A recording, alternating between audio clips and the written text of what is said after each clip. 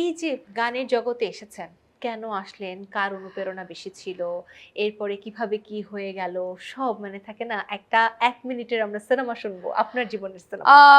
Cinema বলতে আসলে আমারটা একেবারেই চিরন্তন বাস্তব। কারণ আমি খুব স্ট্রাগল করে আসা একটা মানুষ। আমার এমন হয়নি যে একটা অ্যালবাম রিলিজ হয়েছে, হুট করে এক গানেই একেবারে স্টার হয়ে গেছি তা না। আমার বিষয়টা হচ্ছে আমি একেবারে খুব কষ্ট করতে, করতে আজকে আমি এই জায়গাটাতে। হ্যাঁ? এবং এখনো স্টিল আমি এখনো কিন্তু কষ্ট করছি। হু, হু। হ্যাঁ?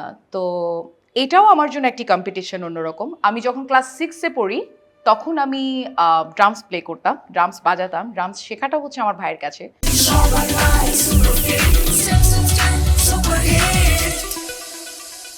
এবং যখন ক্লাস 3 তে পড়ি তখন আমার গান শেখা।